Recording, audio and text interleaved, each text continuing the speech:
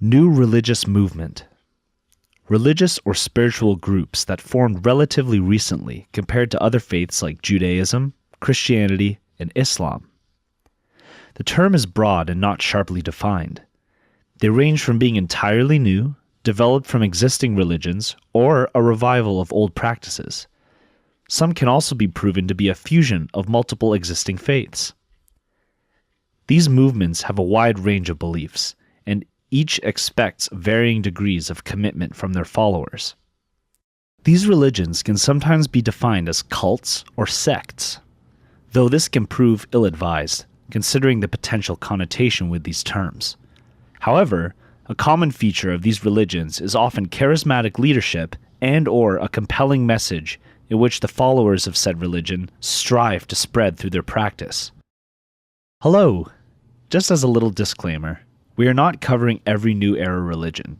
However, before we dive into our research on Wicca, we have an extensive list of greatly interesting members of this umbrella term to share with you as well, including Jehovah's Witness, Santeria, Scientology, Unification Church, Mormonism, Radhasomi, Baha'i, Rastafari, Deep Ecology, Christian Science, Branch Dravidians, Satanism, Pastafarianism, Falun Gong, Krishna Consciousness, Church of Latter-day Saints, Unity School of Christianity, Theosophical Society, Cowdeism, Subud, Self-Realization Fellowship, Reformed Druids, New Thought, Mazdaznan, and Jediism.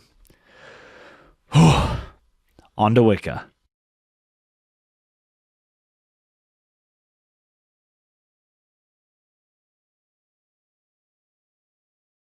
Very loving. It's predominantly women because it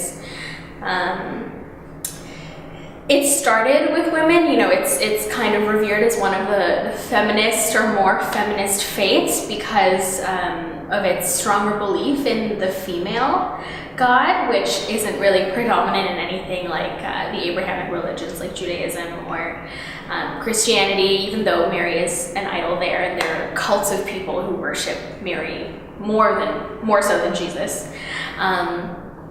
But yeah, everybody's really accepting. They want you to learn, they want you to make mistakes, they want you to figure out which tools work best for you, which herbs work best for you, you know, and they always want you to protect yourself, you know, everyone's always looking out. But at the same time, there's this really contradictory undertone of vegan feminists who don't like other witches who use bones or like animal products and stuff, and for certain Wiccans and witches, those items carry a very specific energy that you're not going to get from like a tofu version or like a plant-based version. In the original practice, there were a lot, but around 950 BC, the places that Wiccans and witches and pagans were inhibiting was invaded by Christians. So a lot of like religious hate around being a faith that was not monotheistic or dedicated to a male god provoked an aggressive response, which resulted in a lot of mass murders, a lot of rape, and a lot of demolishing of all of our statues, all of our sacred spaces, and our scriptures. Since then, there's been a number of people who have sort of came out as like leaders of the Wiccan community during times where there was more monumental shame for being a pagan or being someone that believed in more than one god. Alexander Gardner, he was one of the original ones back in the 1800s, I believe, and he wrote a whole book, and it's pretty thorough, and that's called Gardenian Wicca. And a lot of people actually follow that one. Otherwise, people just do their own thing. There are no real scriptures. Just because Wicca is such an individual thing, it's hard to have one book or one scroll that tells you exactly what to do. Yes, absolutely. People, like the rule in Wicca is that you're not supposed to convert people, so it's kind of the opposite of like Catholicism, where you have to convert someone before they're able to practice, whereas we share first and then let you decide if that's something that you want. But overall, it's really just about sharing and inclusivity. So it doesn't matter if you're Christian, if you're atheist, if you're Buddhist. If you feel a connection with a Wiccan or with something that is in our practice, then we want you to experience it, because we have witches that are crystal Wiccans. So they worship like the Christian God or like Mary or Jesus, and but they also identify as Wiccans. So they follow the kind of duotheistic, pantheistic idea of that. But overall, it's anybody. Anything organic. The idea in Wicca is it's pantheistic, so anything organic has an essence of either the god or the goddess. So things like animal bones, things like herbs, water, incense as well, because it's like a wooden stick dipped in natural perfumes or oils, and pretty much anything you can use. Bark. People also have moved towards the more glamorous side of things, where they use glitter and like hot glue and styrofoam balls, and it's a really arts and craftsy kind of thing, but I think it still gets the same point across, because nobody's using purely synthetic stuff. And the point of doing any ritual or spell is to connect yourself to a natural energy that is bound to the god or goddess. So it is pretty much the founding pillar is love, and the way we define love is to seek and foster the good of the other in the context of their concrete situation. So you have to do a bit of maturing before I think you begin to identify as Wiccan, because you have to be able to look at people and their situation objectively, and then reflect upon yourself and say, how can I make this better? How can I help? What can I give to them to raise them to, a higher vibration or a better state of existing? And so that's really it. Everything that you should be doing it should be done out of love. And if someone doesn't want to necessarily identify with love because they associate that with something either negative or positive, then the really kind of fundamental rule is as long as you're not hurting anybody or anything, do what you will. In grade 11, I took a world religions class, and we had studied a bunch of different ones, and I was in Catholic high school, so it was a lot of freedom. But I knew that I didn't fit in with Catholicism, because once I got older than 10 and I actually started listening at church, it was really shameful and like guilt-inducing, and I feel like any god that exists on a higher plane does not create anything in order to shame it for its duration of existence. And so I bounced around. I went to Buddhism, but I found that it was too self-oriented, even though that's great for some people. And I went to Hinduism, and then I was like, that's a lot of gods. And then I went to Taoism, and I was like, this is too relaxing. And really the way I found Wicca was we didn't learn it in class. We skipped over it. And I was really excited because I'd never really heard of it, and I didn't know what it was. And so I did my own research on it, and I read PDFs, and I looked up famous Wiccans, and I just sort of found that it was something that I really strongly identified with. The principles and the ethics. Normal people, like solitary practitioners or people who practice in a coven, they can stay just at that sort of beginner single level for all their life if they want. Or you can decide to study under someone like a high priestess, so that's someone who's been taught by other people who've been Wiccans for 10, 20, 50 years. And so you do specific things, and that's structured. So they'll give you homework, you'll have to do certain rituals for certain days, certain moons, you'll have to organize certain feasts. And in that way, becoming like that, I feel like you have a greater chance to bond with your community because you have to be interacting with them much more, and you're also spending a lot of your effort teaching them the things that you're learning, in hopes that one of them might one day want to study under you, and then you keep that cycle of knowledge and growth going. And then after that, there's 3 levels of high priestess or high priest. In the last, there's that one, and that one's for 3 to 5 years. The next one is studying for like 10 plus years, and you can only get to the 3rd one if you make a significant contribution to the Wiccan community. So if you, I don't know, like invested like $1 billion in building like a church for us or a temple for us, then you would get to level 3. Or if you wrote a collection of books, then that could also be seen as a sizable contribution depending on who you want to talk to. Well, we don't know too much about the history because that was lost with most of the scriptures, but it originated from the Celtic faith, and that sort of ancient pagan practice that originated in Ireland and Scotland around that time because fairy rings were seen really often in nature. So rings of flowers or of mushrooms, and it might have just been an old wives' tale that was a portal to another world, or fairies lived there, or that was a magical well or cut from space and time. But yeah, since then the founding principles have become all that you do should be done in love, where you don't hurt anything and you don't do anything with bad intention. And the second is really about harmony and balance. So nothing is done without kind of a reaction.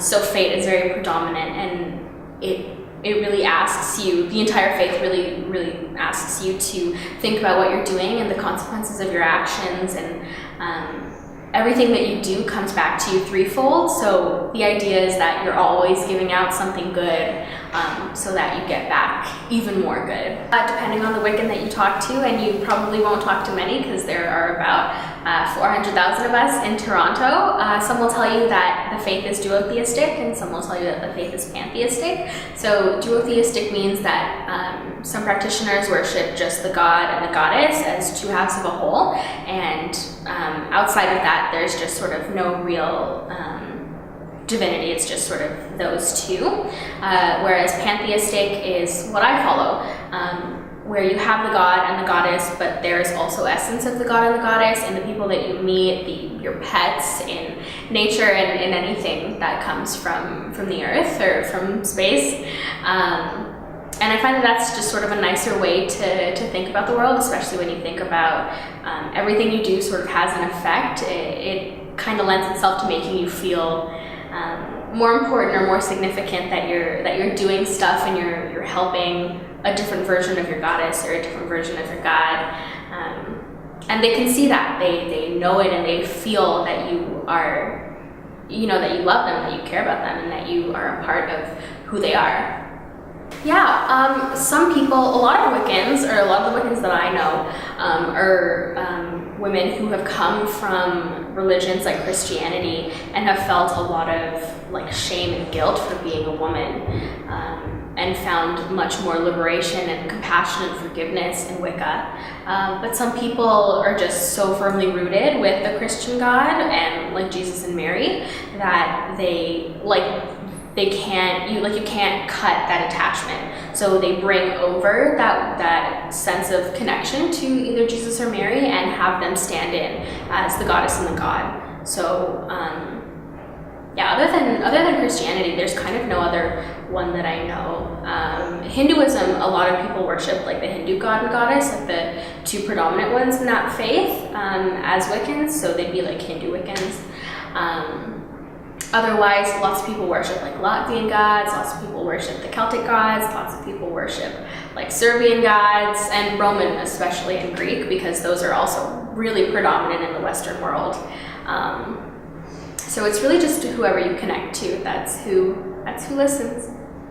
Well, a lot of what we pay attention to are moon cycles. So during full moons, we cleanse everything in the house. We get rid of old stuff. It's really a cycle of renewal for us. So even though there are no real specific names for it, we pay attention to the calendar. Otherwise, things like Samhain, which is Halloween, it's our New Year, and Yule, which is the winter solstice. It's the 21st usually of December. Other things like Mabon, that's in May, either May or February, depending on how the world is turning. And that's again another renewal, a time of fertility, especially because it's when the spring is coming back. A lot of them come from the Celtic faith because that's where they originated from. But people bring in like Yoruba holidays or Christian holidays as well. Even though I'm fully Wiccan, I still celebrate Valentine's Day, and I love it. Yeah, so it's really just whatever you feel connected to. Yeah. So the pentagram obviously is like number one.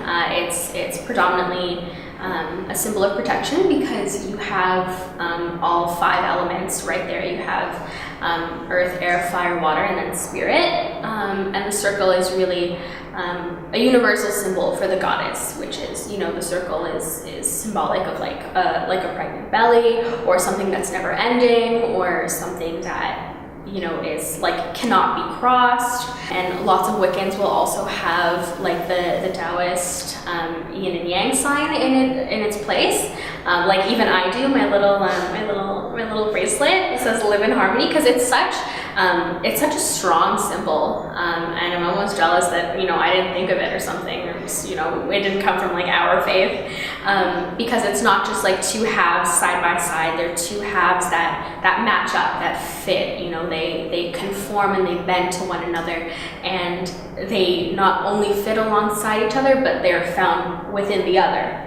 And it's such a great all-encompassing symbol, even though it's not technically ours. Other symbols, it really depends heavily on the gods that you worship. Some people who worship like Neptune and his wife, the trident is a really strong symbol. Waves are a strong symbol. Water, anything like that. Or if you worship Zeus and Hera, then lightning and storms is really your thing. Or if you worship like Thor and Sif, then again, that's lightning.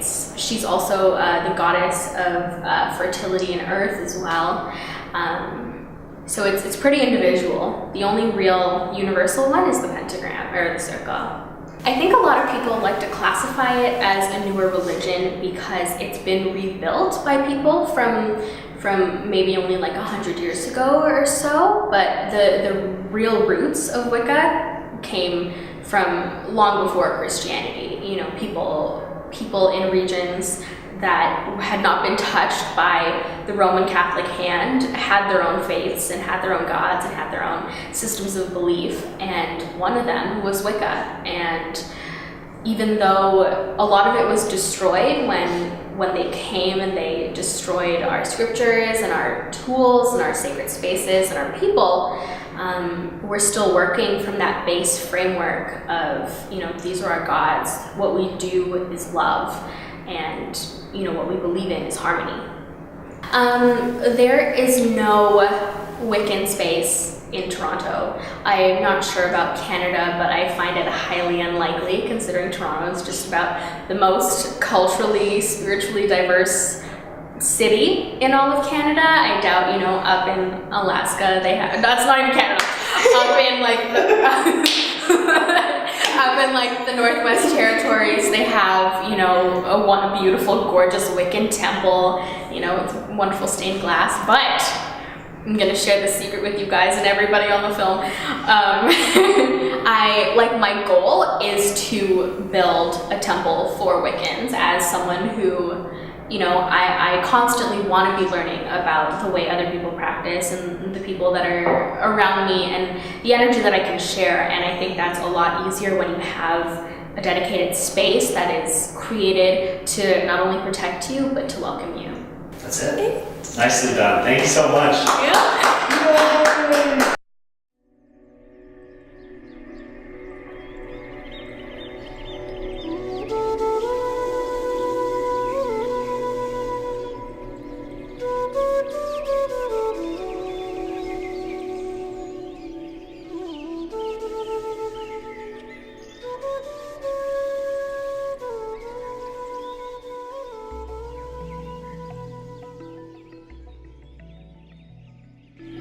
Sea salt and black pepper. So Okay. I'm going to be using that to create the circle.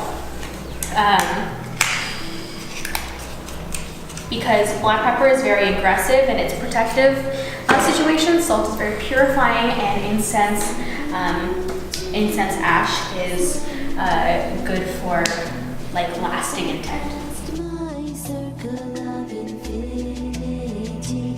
When the moon shines bright, Goddess calls to me, and I dance in the circle of her love. All organic things have an essence of either the goddess or the god. The vibration is the like tangible resonance, like the physical world resonance of that divine essence. So like particles are always moving, so that's where the term vibration comes from. Right. You have a vibration, stones have a vibration. Nothing on earth or in the universe does not move. You know, nothing is without vibration. It's boiled. It was left out during the solar eclipse and the last full moon. So the way you charge water is you leave it on a windowsill to absorb sunlight and moon rays. And that just has kind of both powers from the goddess and the god, because those are two things that are very much the opposite in our cultures. And I keep it on the windowsill in a glass wine bottle. Because it's just the best way to help it from not evaporating. Right. And we're just gonna do this. Peppermint essential oil in the water, because peppermint is a particularly good essential oil, not only for like digestion and physical ailments and relieving physical pain, but also the spiritual properties are that it helps you release things that no longer serve you. So because this is a ritual to start the new year, which is an earth year, what you want to be doing is letting go of the things from last year that held you down, and the things that don't necessarily benefit you or won't benefit you this year. Okay. Difference in the color? Yeah, so I'm gonna use purple because it's a pretty feminine color, but it's also the color that you get when you mix red and blue together. So you get, it's like the middle product. And because I'm gonna be working with Ki, the Latvian goddess of the earth, feminine energy is important to call.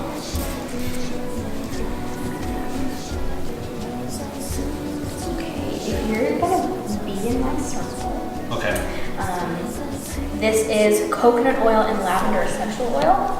So you can just stick a finger in and rub it, and just get a little feel. And then what I'm gonna have you do is, you can put it on both your hands, it doesn't matter. Okay. For you also gonna. Okay, so what you're gonna do. So this is essentially like a cleansing for your hands, which are really your main tools when you're working day to day, especially as artists. And what we're gonna do is make the pentagram. So first you start on your left part, and you're gonna go to your forehead and then down to your right, and then your left shoulder, your right shoulder, and then you close it. And then you tap the middle of your chest, so that is the calling of the goddess. And then you make a circle around it. And then that's the god, because he's supposed to be her protector. And you call them into your mind, your words, and your intention. And then yeah, I'm gonna usually just sort of fold my hands, and then that's it. An offering, so you raise your hands in like this cup form, and then that's for the goddess. And then you receive the god. So giving and receiving are opposites. And you acknowledge them as two halves of a whole. you acknowledge them as intertwined, and then you acknowledge them as protecting you. So this is you, and then this is them as a part of who you are. And then again, you can just fold into whatever's natural. So I'm going to take my stone mortar and pestle and put some of the black salt in, which is again sea salt, black ground pepper, and incense ash. And this is what I'm going to use to create my circle. Black is a very aggressive, protecting herb or spice. Doing stuff like this.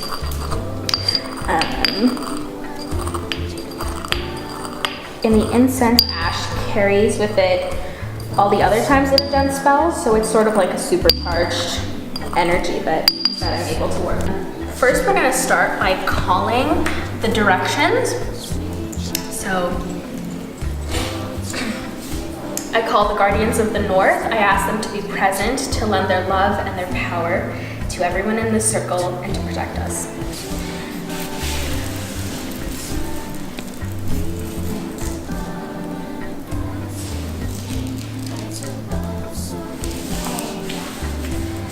I call the guardians of the east and of earth to be present, to lend us their love and their power and to protect us.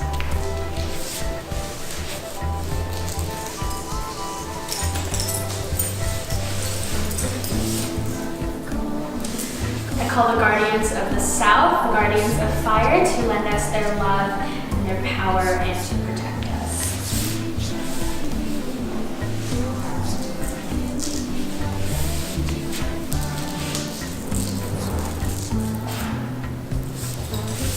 I call the guardians of the west, the guardians of water, to lend us their love and power and to protect us.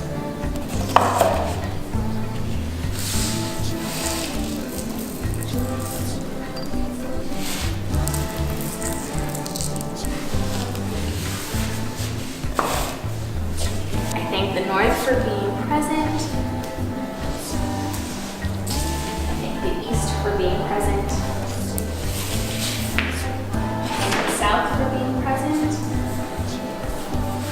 And I thank the west for being present.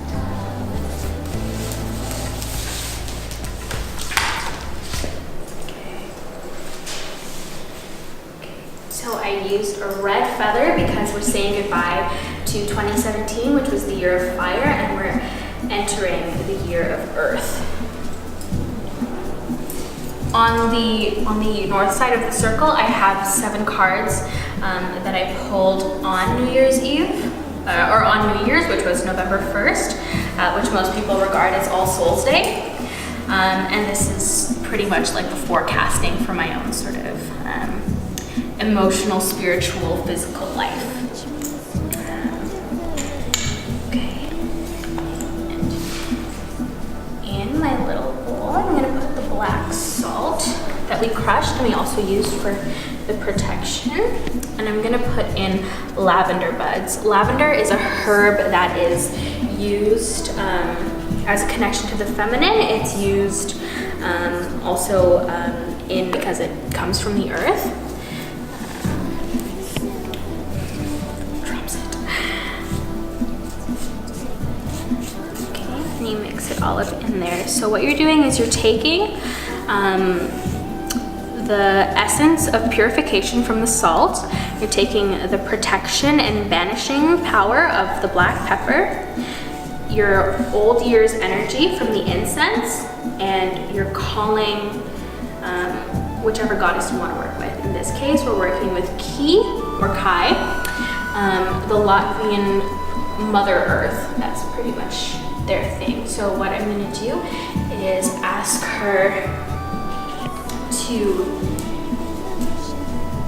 with every drop of a peppermint essential oil, which is used to release things or to soothe pain.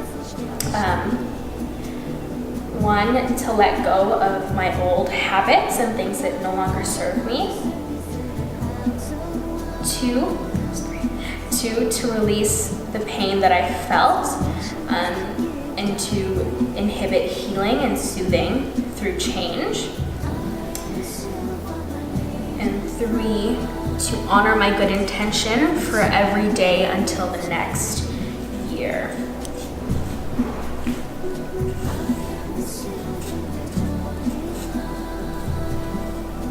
And what most people will do is if they want to hang on to this, they'll put it in a little pouch to keep with them. In this case. The last bit is we're going to take one red carnation that's been dried out. What red carnations symbolize is a true mother's love, and because Kai is a mother goddess and the goddess of fertility, flowers are very symbolic. So this is going to go in here. And then again with the peppermint oil, the black pepper, the sea salt, and the lavender buds.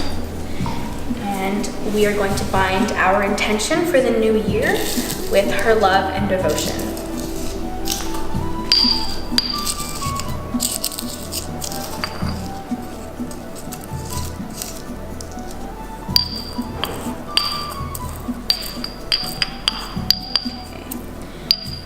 And then that becomes that. So that's one of the shorter rituals. And finally we close the circle.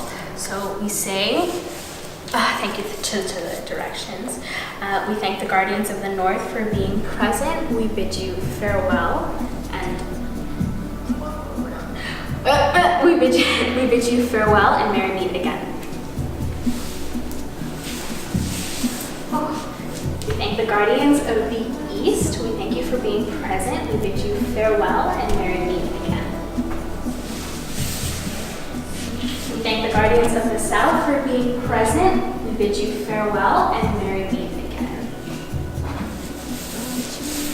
We thank the guardians of the west. We thank you for being present. We bid you farewell and merry meet again.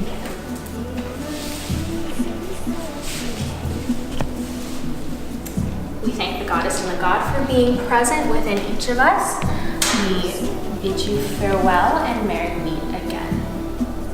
And then we do the left, forehead, right, left shoulder, close, one tap in the middle, a circle for the god, in our minds, our words, and our intention. Thank you. We did it! Thank you so much. Yeah, that's awesome, man. That was very spiritual, very calm and soothing and personal. It smells so nice. Just take a And it sniff. smells great. Oh, Yeah. man. Oh, yeah, that sounds Yeah. amazing. Oh, nicely done, guys.